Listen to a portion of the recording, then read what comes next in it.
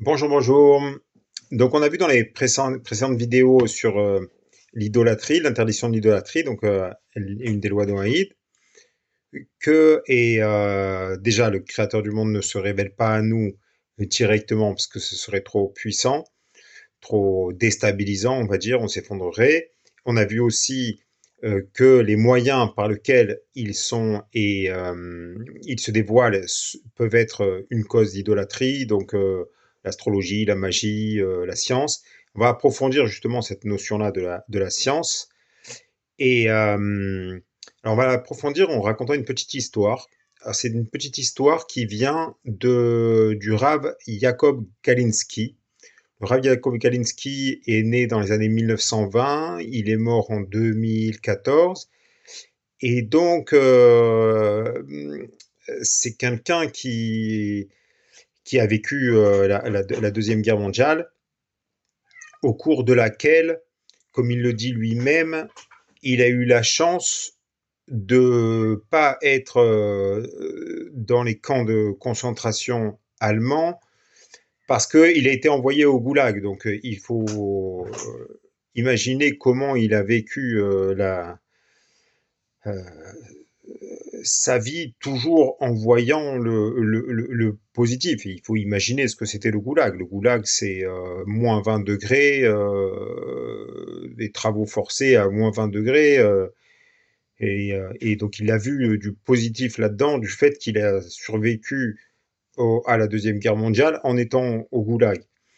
Donc un personnage extraordinaire qui est toujours resté fidèle aux enseignements du Créateur dans les pires conditions imaginables.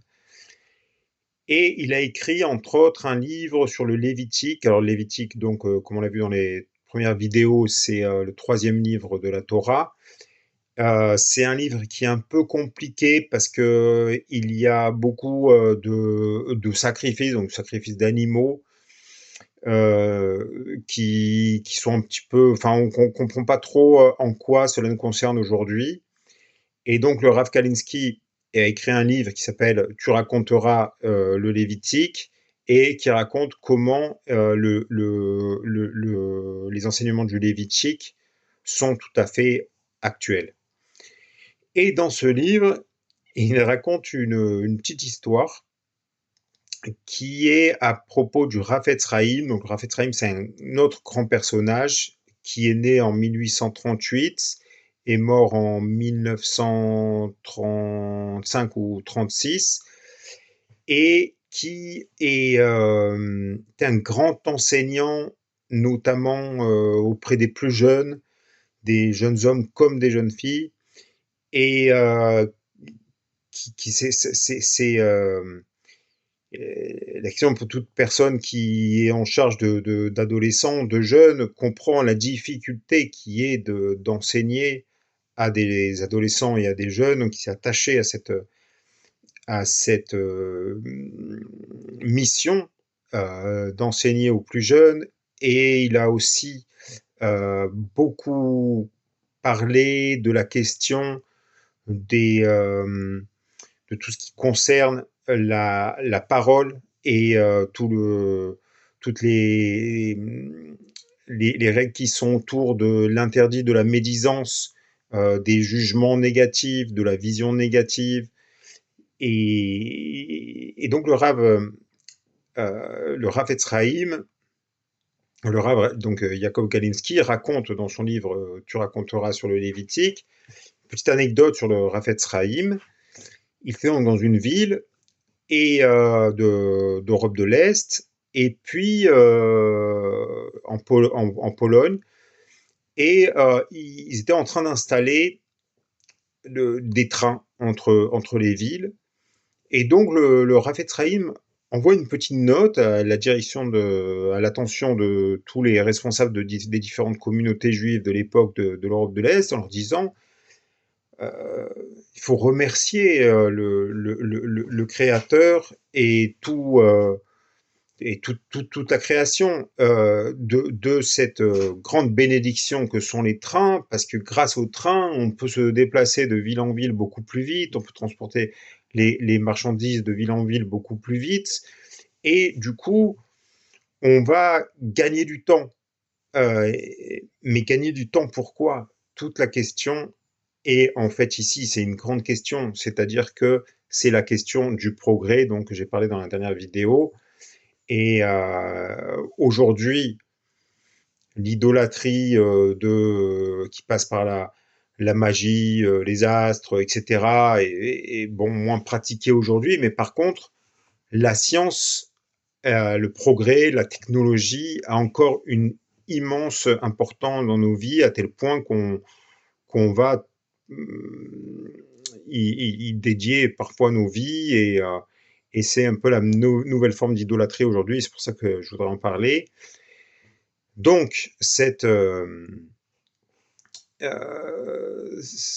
technologie, elle va nous permettre d'être plus efficaces, plus performants, que ce soit dans notre travail ou dans nos vies de tous les jours. En 1929 ou 25, je ne sais plus dans la date à laquelle a été écrite cette petite note, donc du Raphaël Srahim, et il s'enthousiasmait du progrès qu'apportaient les trains, mais il faut savoir qu'à cette époque, il n'y avait même pas l'eau courante, ou alors très peu, il n'y avait pas les avions. Aujourd'hui, on a des progrès fabuleux, même par rapport à cette époque-là. On a non seulement les trains, on a les avions qui nous permettent de partir d'un bout à l'autre du monde, on a l'Internet, la téléphonie, enfin, c'est absolument fabuleux. On gagne un temps fou. Avant, pour envoyer une lettre, il fallait des semaines. À l'autre bout du monde, il fallait des semaines pour partir. Il fallait prendre l'avion, le bateau, pardon. Il fallait des mois pour arriver à destination. Et donc aujourd'hui, on a gagné une efficacité, un progrès, et je ne parle pas pour cuisiner, pour se déplacer au quotidien, les voitures, les vélos, etc. Mais se pose la question de pourquoi, qu'est-ce qu'on a gagné? Alors, comme le dit le Rav Etz Chaim, on a gagné du temps. Et lui, il dit, il faut remercier le fait qu'on a gagné ce temps, parce que on peut avoir plus de temps pour étudier la Torah. Et donc, c'est à ça que je voulais en venir, cette question, cette fameuse question du temps libre. Le temps libre, c'est qu'est-ce qu'on en fait? Et là, on voit aujourd'hui qu'il y a toutes sortes de catastrophes et naturelles qui sont, à mon sens, alors ça c'est jusque-là, j'ai essayé de m'attacher vraiment à des enseignements de la Torah. C'est une petite réflexion personnelle. Et ces catastrophes naturelles, ces pollutions, etc., sont pour ma part une conséquence d'une mauvaise utilisation des moyens que nous donne le Créateur. Donc le Créateur du monde va nous donner aujourd'hui, plus que peut-être à toute autre époque, des moyens extraordinaires. Donc j'en ai parlé, le train, l'avion, la voiture, etc.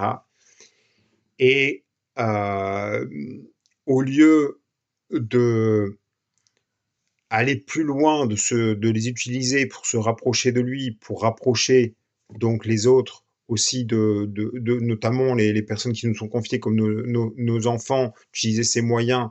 Chacun qui a des adolescents, des jeunes, sait à quel point c'est difficile de donner des enseignements moraux importants, de transmettre ces enseignements, à quel point il faut y dédier du temps. Au lieu de faire tout ça avec ces moyens, qu'est-ce qu'on va faire? On va en faire n'importe quoi. Je vous donne un exemple tout bête de ma vie de tous les jours. Donc moi, je suis horticulteur maraîcher. Entre autres, je fais des haricots verts. Et il y a encore quelques années,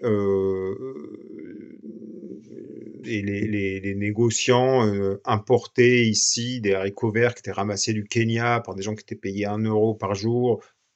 Pourquoi se servir de l'avion pour détruire les producteurs d'ici, exploiter les gens de là-bas?